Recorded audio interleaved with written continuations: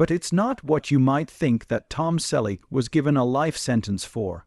The famous actor who portrayed what it meant to be a man on TV for generations has been living under a sentence that is much stricter than anything a court could give. While his peers tried to get famous no matter what, Selleck mysteriously withdrew from Hollywood's spotlight when he was at the top of his game. But why would a man quit everything when he was at the top of his game? What invisible chains have held this TV star down for decades? This 79-year-old hero now fears losing everything he's built, which is very strange. This is Tom Selleck's story that hasn't been told. It's a story of suffering, honor, and what it costs to be different in a field where everyone is expected to fit in. Early in his life, Tom Selleck was born on January 29, 1945, in Detroit, Michigan. This is a place better known for making cars than for movie stars. Tom was the second of Martha and Robert Dean Selleck's 4 children. Martha was a housewife, and Robert was an executive and real estate owner. But the young Selleck family had no plans to move to Hollywood. Tom's family moved to Sherman Oaks, California, when he was only 3 years old. This choice, they didn't know it at the time, would set the stage for one of the most famous careers in TV history. Tom grew up in the shadow of Hollywood and became a very tall young man. He finally reached 64 inches and had an athletic build that would become his trademark. But here's what's really interesting, that wasn't even on his mind. While he was at Grant High School, Tom became famous not for being good at playing, but for being very good at sports. He went to Los Angeles Valley College after finishing from high school in 1962 and continued to show how good he was at sports there. Because he was so good at hoops, he got a scholarship to go to the University of Southern California during his junior year. Tom wasn't just any student at USC. He was a great athlete who played basketball for the USC Trojans and baseball as a pitcher and designated hitter in the field. He looked like he was destined for a future in sports or business, with his strong features, impressive height, and natural charm. After all, his major was business management, but fate had other ideas. His life would never be the same after an unexpected advice from his drama coach during his senior year. The coach thought Tom would be good at acting because of how good he looked and how natural he seemed. This simple suggestion would turn out to be the most important thing in Selleck's life. That moment was so important to him that he bravely dropped out of USC in his senior year to follow his new interest. Imagine giving up a degree that was almost finished to go after what must have seemed like an impossible dream. But Tom didn't like to take the easy way out. In order to learn the skill that would make him famous, he enrolled in the Beverly Hills Playhouse and studied under Milton Katselas. But before he became famous, Tom Selleck had to deal with something else that would change his life: the Vietnam War. In 1967, just as his plans to become an actor were taking shape, he got his draft notice. He did not try to dodge service. Instead, he joined the California National Guard and served from 1967 to 1973 in the 160th Infantry Regiment. The first few years of struggle were marked by small roles and ads, selling everything from Pepsi Cola to Salem cigarettes and Right Guard perfume. In 1965 and 1967, he even went on the dating show as a bachelor.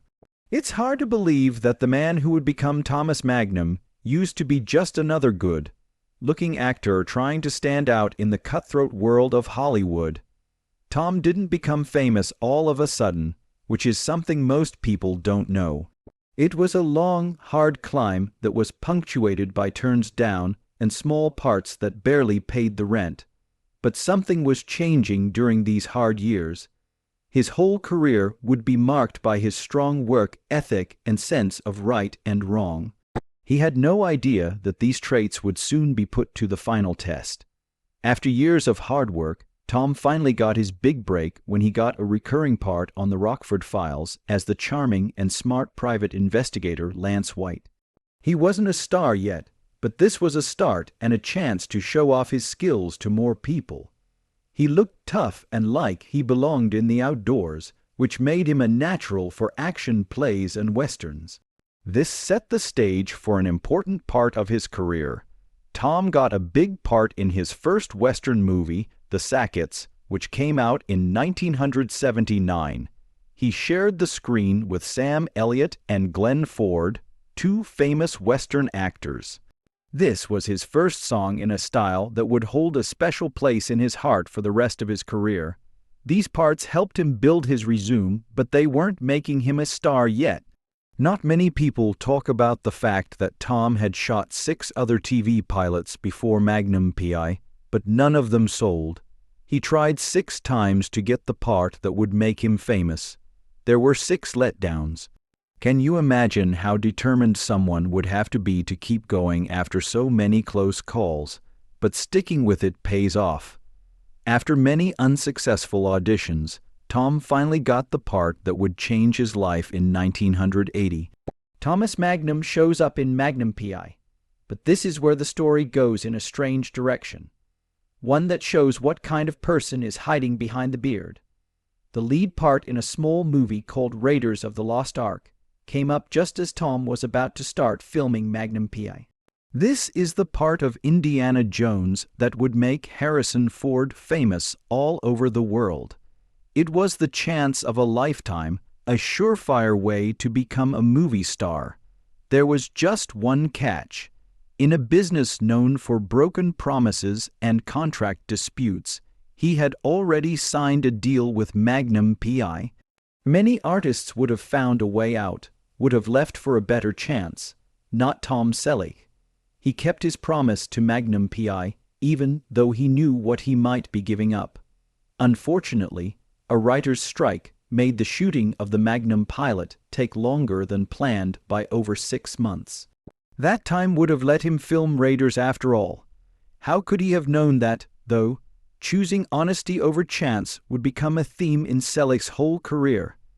And while we can only guess what kind of Indiana Jones he might have been, his role as Thomas Magnum on TV became legendary. Tom Selleck played Thomas Magnum for 8 seasons and 163 episodes. Thomas is a former Navy SEAL who now lives in Hawaii and is a private investigator. He is known for his mustache, bright Hawaiian shirts, Detroit Tigers baseball cap, and famous Ferrari 308 GTS. The show wasn't just liked. It was such a big deal in pop culture that Selleck won an Emmy in 1984 for Best Lead Character in a Drama Series. But the beautiful setting of Hawaii hid a hard truth. Shooting in paradise was hard on Selleck's body. Long days in the hot, Hawaiian sun pushed him to his limits. By the end of the show in 1988, everyone was worn out. He decided to end the series because of something that mixed with his desire to try new things and focus on his personal life. Even more impressive is the fact that Magnum P.I. was, at least until 1998, the highest rated 1-hour show in the history of syndicated return episodes. Tom Selleck was more than just famous. He was a TV star whose impact would last long after he stopped playing Thomas Magnum. His next part would show us even more about the man behind the fame, as we'll see. Tom Selleck became famous on Magnum P.I., but his personal life was also going through big changes at the same time. He was married to model Jacqueline Ray from 1971 to 1982. He also took in her 1966-born son Kevin Shepard at that time. Even though the marriage ended, Tom's dedication to being a father never changed. This was a mirror of how dedicated he was to everything in his life.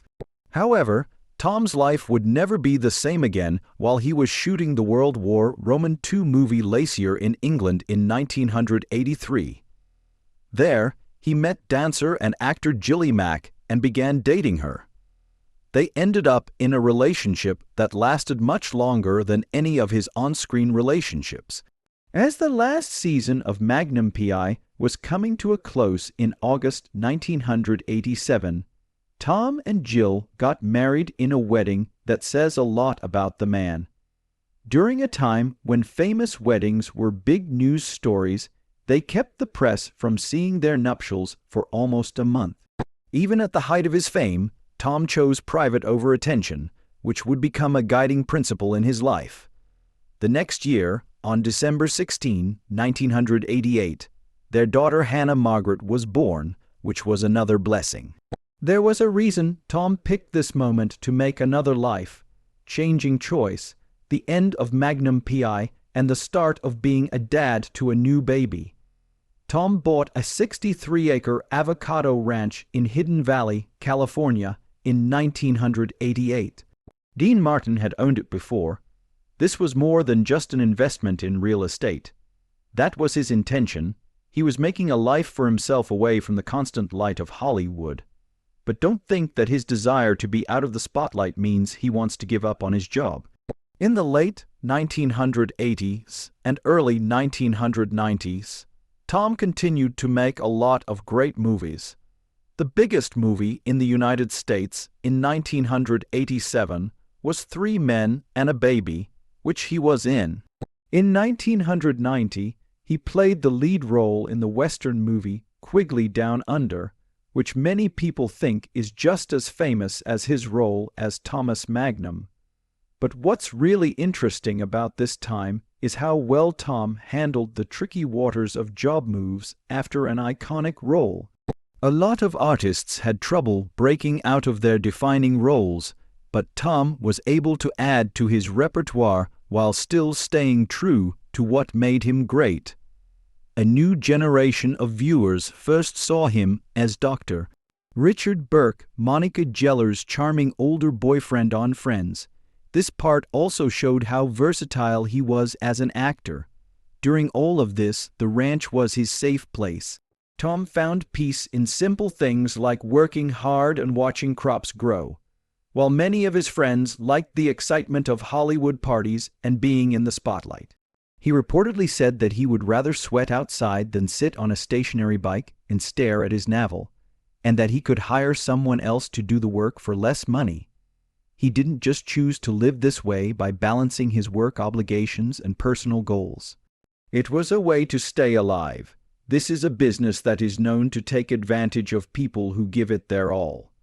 While his peers tried to get famous no matter what, Tom was building something more stable, a life that would be satisfying long after the cameras stopped rolling.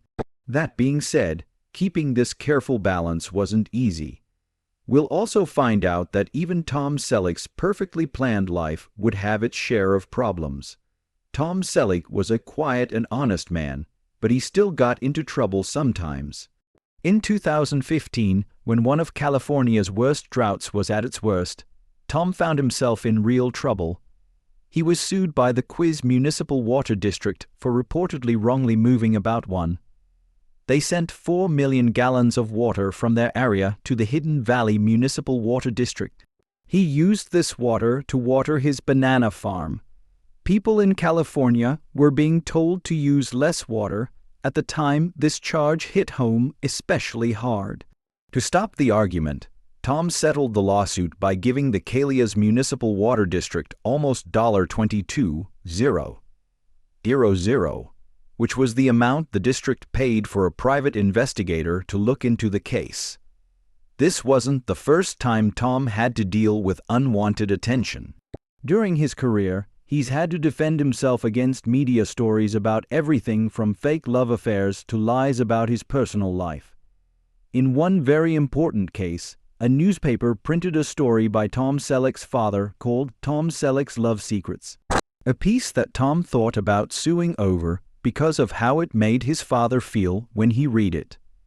Perhaps the thing that has caused Tom the most trouble over the course of his life is his view on gun ownership and his membership in the National Rifle Association. When Tom's close friend Charlton H. quit as an NRA spokeswoman in 2003, he took over the job and became a well-known face of the group. He was on the NRA board of directors for many years before stepping down in September 2018. Even though he was still a part of the group, these ties were made public during an interview on The Rosie O'Donnell Show on May 19, 1999. Selleck was meant to be there to promote his movie, The Love Letter. But O'Donnell turned it into a tense situation when she asked Selleck about his support for gun ownership and his role in an ad for the NRA. What's amazing about how Tom has dealt with these problems is how strongly he sticks to his ideals. They did this even when it put him at odds with Hollywood's mostly liberal society. Tom has stood his ground even when it cost him personally and professionally. He works in a field where conformity is often seen as a must for respect. He has gained a different kind of respect, though, for being strong and unwilling to change who he is. Even people who don't agree with him often agree that he is honest and trustworthy. Because Tom was so real, his career took off again when he was in his 60s. This shows that in Hollywood, the third act can be the most interesting. At a time when many actors his age were retiring or taking on smaller and smaller parts, Tom Selleck had an amazing career comeback. From 2005 on, he played the part of moved-up police officer Jesse Stone in a number of TV movies based on Robert B. Parker's books. This wasn't just another part for Tom to play. He was in charge of producing the series and even helped write the fifth movie, Jesse Stone, Thin Ice, which wasn't based on Parker's books but on a story he came up with himself. It wasn't until 2010 that Tom really cemented his place as one of TV's most lasting stars. He played Police Commissioner Frank Reagan on the CBS show Blue Bloods when he was 65 years old, an age when many artists had trouble finding work that meant something. Tom's character, who was a father figure, played the main role in the show. The Reagan family worked as police officers for the New York City Police Department and the Manhattan District Attorney's Office. What's amazing about Blue Bloods isn't just how long it's been around. Not only did it run for 14 seasons, which is an amazing feat for any TV show, but it also maintained a high level of quality and built a strong bond with its viewers. The famous family dinner scenes became a signature part of the show.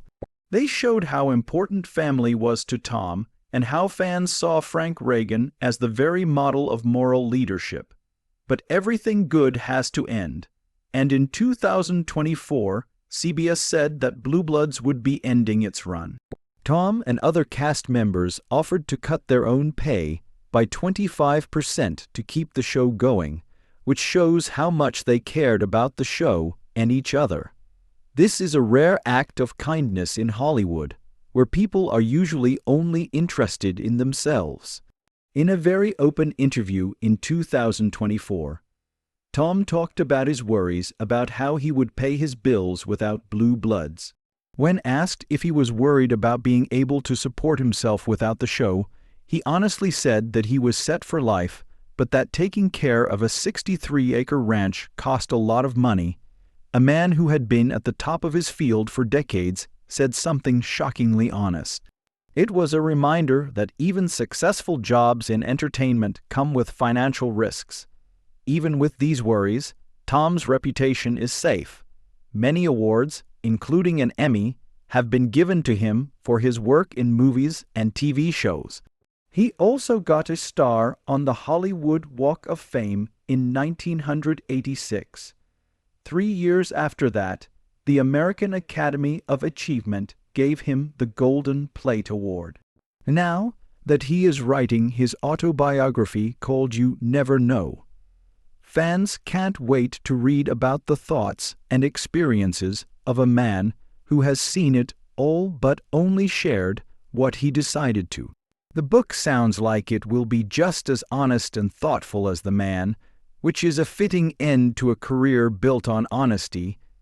Okay, so what does it mean to get life in jail in Hollywood? For Tom Selleck, it has meant living in the public eye all the time for more than 50 years, a phrase that many stars can't stand. But Tom found a way to do his time on his own terms, making room for freedom in the limits of fame. In reality, Tom's life has been shaped by his commitments to his ideals, not by his sentences. Others made deals to get ahead or stay relevant, but Tom didn't change who he was or what he thought. He turned down the part of Indiana Jones because he had to keep a promise. That's one reason he left a hit show, to spend more time with his family.